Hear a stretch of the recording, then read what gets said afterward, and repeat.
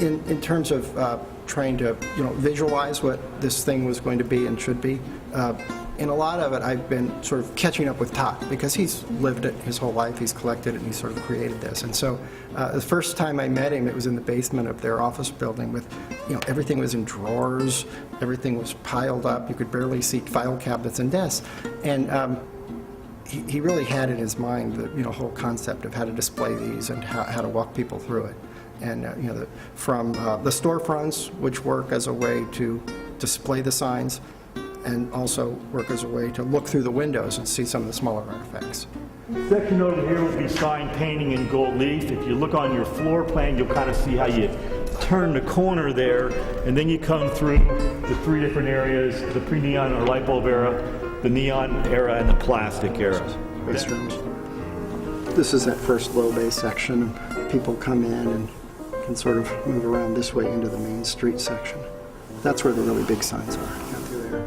It's such a dynamic type of museum that captures something that's very specific that came out of the American cultural experience of the last 100 years. And it's a part of our culture that's been neglected and even in some cases disdained as popular culture and not worthy of consideration. One of the great things about Todd's approach to it is he slices it through every level you can possibly do, from the people that make and design signs to the people that use them to promote their business, industry, or culture, to the roadside enthusiasts who like them because of their association with roadside American culture, and then all the way into sociologists and artists who like them for their cultural pop. Because I get a lot of questions when I do tours. Well, how do they do neon? And I tell them in words, and people just kind of look at me like, "What?" Which is, because it defies a word explanation.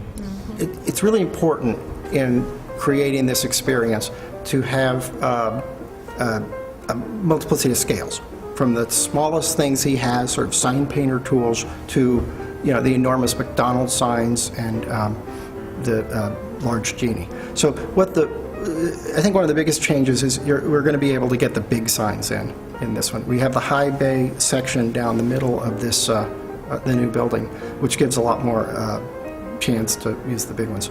And part of what works well in the museum, and you can see it when you look at the current one, is all of the overlapping, the sort of visual chaos that emerges for it. And in the end, it all comes together, but we're going to have even more of that by being able to increase the range of the scale.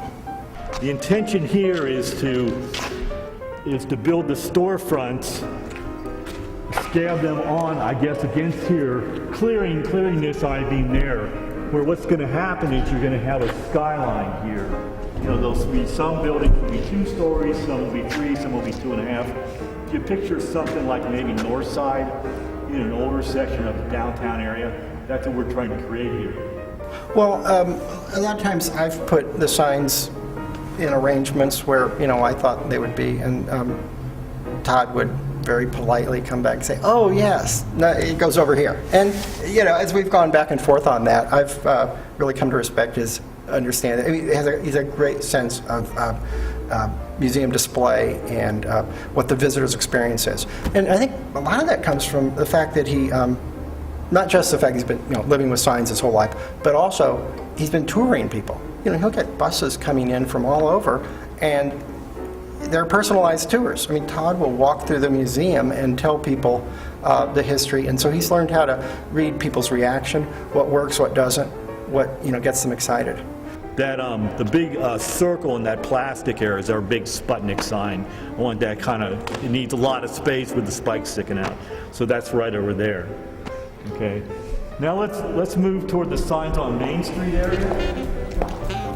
I hope what they get is the exuberance and enthusiasm of the American roadside environment.